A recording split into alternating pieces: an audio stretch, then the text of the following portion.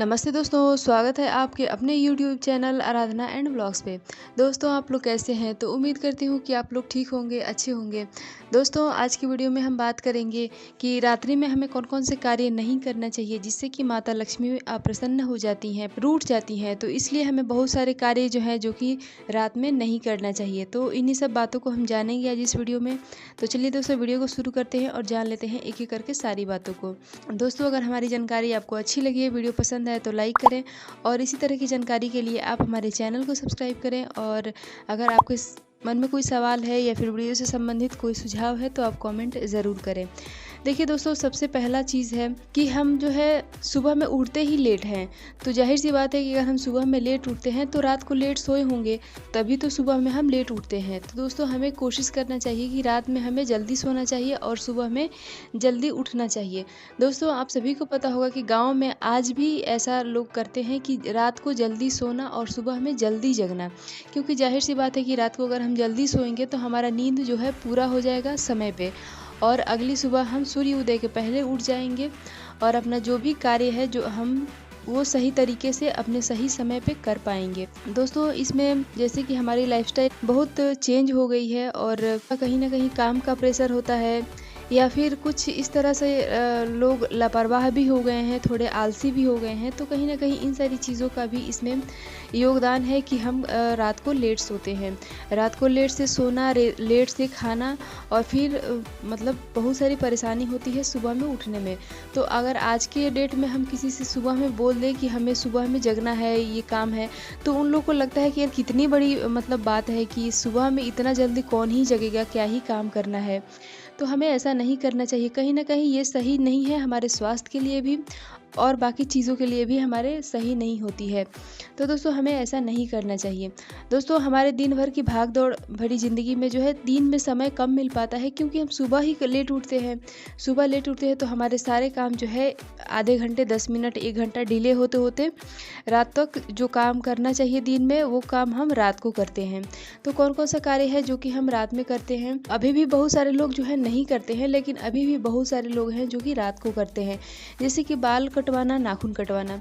दोस्तों हम सभी को पता है कि पहले ज़माने में लाइट्स नहीं हुआ करती थी, तो इस तरह की बातें होती थी। लेकिन कहीं ना कहीं ये चीज़ें आज भी है कि हमें रात में नाखून नहीं काटना चाहिए, रात में बाल नहीं काटना चाहिए। ठीक है, मानते हैं कि आजकल के आधुनिक युग में लाइट्स हैं और मतलब बहुत सारी चीज़ें हैं जिससे कि हमें कोई भी नुकसान नहीं होगा। नाखून वगैरह काटने में हाथ मतलब नहीं कटेगा, बाल तो बहुत मतलब है, लेकिन अभी भी रात को नाखून ना काटें और रात में बाल ना काटें, क्योंकि ये सारे कार्य जो हैं वो दिन के हैं।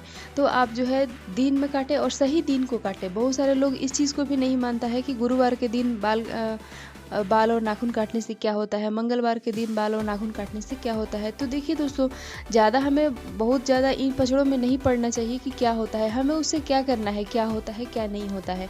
मान लीजिए कि अगर हम मंगलवार के दिन नाखून ना काट के सोमवार को ही काट लेते हैं तो इसमें कौन सी बड़ी बात है? हमें तो काटना तो किसी दिन है, तो आप मंगलवार को क्यों काटें? जब हमें पता है कि ये सारी चीज़ें नहीं हो सकती हैं तो आप ना काटें। इसमें बहुत बड़ी आपको दिमाग लगाने की ज़रूरत नहीं होती है कि हम जो है सोमवार को नाखून ना काटें, मंगलवार को क्यों काटें।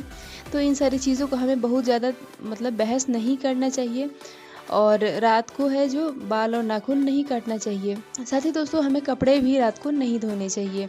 दोस्तों हम सभी को पता है कि कपड़े धोने और सुखाना मतलब सूर्य की धूप में, जैसे कि सूर्य के लाइट में धूप में सुखाना सही होता है, क्योंकि एक तो स्वास्थ्य के दृष्टिकोण से भी हम देखें तो कपड़ों में जो जैसे मतलब पूरे दिन हम पहने रहते हैं उसमें बैक्टीरिया वगैरह हो गए होते हैं, पसीने की वजह से बैक्टीरिया हो जाते हैं। तो उन सभी को, क्योंकि हम हर एक कपड़े में डेटॉल डाल के साफ़ नहीं करते हैं, और अगर हम डेटॉल डाल के साफ़ भी करते हैं तो भी सूर्य का प्रकाश से ज़्यादा महत्वपूर्ण कुछ भी नहीं है। तो आप जो है कोशिश करें कि कपड़े को दिन में धोएं और सूर्य के धूप में सुखाएं। सूर्य की जो धूप होती है वो नेगेटिविटी को भी ख़त्म करती है। जैसे कि आप हमारे घर के बड़ों से सुना होगा कि सूर्य उदय के समय हम अपने घर की दरवाजे और खिड़कियाँ खोल देते हैं, ताकि जो है सूर्य का प्रकाश जो है हमारे घर में आए, हमारे किचन में आए, बेडरूम में आए, बाथरूम में आए, हमारे पूरे घर में आए। तो इसलिए दोस्तों सूर्य का प्रकाश जो है वो बहुत ही महत्वपूर्ण है। तो कहीं ना कहीं आप रात में कपड़े ना धोएं और रात में सुखाएं भी ना। दोस्तों ये एक बहुत बड़ी चीज़ होती है कि हम शाम को कपड़े धो देते हैं और रात भर कपड़े बाहर रहते हैं, यानी कि खुले आसमान में रहते हैं। तो हमें कभी भी कपड़े को अगर सूख गया है तो भी, नहीं सूखा है तो भी, हमें उसको उठा लेना चाहिए और अपने घर की जो भी बालकनी है घर के अंदर ही रखना चाहिए। अगर किसी वजह से आपको रात में कपड़े धोने पड़ जाते हैं तो आप बाहर ना सुखाएं। विशेषकर जो बच्चे होते हैं उनके कपड़े जो है बाहर हमें नहीं रखना चाहिए, नहीं सुखाना चाहिए। यहाँ तक कि जो गोधूली का समय होता है उस समय में भी हमें कपड़ों को मतलब बाहर नहीं छोड़ना चाहिए। तो आप कोशिश करें कि कपड़े जो है आप दिन में सुखाएं, और अगर किसी वजह से मतलब कपड़े रात को धोने पड़ जा रहे हैं तो भी आप उसको घर के अंदर डालें, ना कि घर के बाहर। ठीक है। साथ ही दोस्तों, बच्चे के साथ साथ जो महिलाएं होती हैं उनके कपड़े भी हमें बाहर नहीं रखना चाहिए। खासकर वो महिलाएं जो जिनकी नई नई शादी हुई होती है, या फिर जो लोग पीरियड से होते हैं, उनके कपड़े जो है बाहर हमें नहीं सुखाने चाहिए। मतलब रात के समय बाहर हमें नहीं छोड़ना चाहिए। दोस्तों, कहीं ना कहीं हम ये चीज़ें मानते हैं आज भी कि बहुत सारी नेगेटिव ऊर्जा होती है जो कि उन कपड़ों को तरफ आकर्षित होती है, जो नए शादी करके और लड़कियां जाती हैं, या फिर जो पीरियड से औरतें रहती हैं, लड़कियां रहती हैं, तो उन कपड़ों की तरफ नेगेटिव ऊर्जा जो है बहुत अधिक आकर्षित होती है। तो इसलिए दोस्तों, हमें अपने कपड़े जो है बाहर नहीं सुखाने चाहिए। ठीक है। और साथ ही बच्चों के कपड़े भी तो भूल के भी नहीं रखने चाहिए, नहीं सुखाने चाहिए। दोस्तों, रात में हमें झाड़ू पोछा भी नहीं करना चाहिए। दोस्तों, यहाँ पे बहुत सारे लोग इस चीज़ को जानते भी होंगे और बहुत सारे लोग करते भी होंगे। कि करते इसलिए हैं क्योंकि देखिए, सुबह में तो मैं पहले ही बताई कि सुबह में समय नहीं रहता है सबके पास, किसी को कुछ करना है, किसी को कुछ करना है, ऑफिस जाना है, बच्चे हैं, हस्बैंड है, घर में और भी सदस्य होते हैं, तो बहुत सारे कार्य होते हैं। तो हम सोचते हैं कि शाम को ही मतलब रात को ही झाड़ू पोछा कर देंगे तो सुबह में इस चीज़ों से हमें मतलब आज़ादी मिल जाएगी, हमें नहीं करना पड़ेगा। दोस्तों, लेकिन ऐसा नहीं होता है। एक तो पहली बात, हमें रात को झाड़ू पोछा नहीं लगाना चाहिए, मतलब सूर्य ढलने के बाद हमें झाड़ू पोछा नहीं लगाना चाहिए। दूसरा है कि अगर हम लगा भी दिए हैं तो भी हमें सुबह में झाड़ू पोछा लगाना ही चाहिए, क्योंकि तो रात भर की जो नेगेटिव चीज़ें होती हैं तो उन सारी चीज़ों को बाहर करने के लिए हमें झाड़ू और पोछा लगाना चाहिए। मानते हैं कि आप रोज़ पोछा नहीं लगा सकते हैं, परंतु आप जो है प्रत्येक दिन आप झाड़ू ज़रूर लगाएं, और सूर्य के रहते लगाएं। ये नहीं कि सूर्य डूबने के बाद हमें बहुत सारे कार्य जो है नहीं करना चाहिए, जिसमें एक ये भी है कि झाड़ू पोछा हमें नहीं लगाना चाहिए। ठीक है। संध्या काल के समय हमें सोना भी नहीं चाहिए। तो ये सारी चीज़ें हैं, जैसे कि सोना, हंसी मजाक करना, श्रृंगार करना, या किसी से बातचीत करना, पड़ोसी के घर जाना, या फिर संध्या काल के समय कहीं किसी की चुगली करना है। तो दोस्तों, ये सारी चीज़ें भी हमें नहीं करना चाहिए संध्या काल के समय।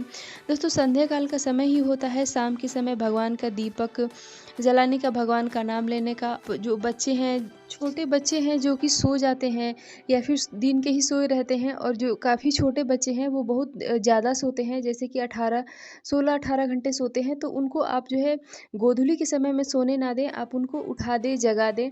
और यदि बहुत छोटे बच्चे हैं, जग नहीं सकते हैं, तो कोशिश करने पे भी नहीं जग पाते हैं, तो आप उनको बेड पे ही नहीं रहने दें, आप उनको, बच्चों को उठा के आप अपने गोद में ले लेना चाहिए। बच्चों को ऐसे ही नहीं छोड़ना चाहिए। अगर जगा हुआ बच्चा है, मतलब बहुत छोटा है, तो भी उसको गोद में ले लेना चाहिए, बेड पे हमें नहीं छोड़ना चाहिए।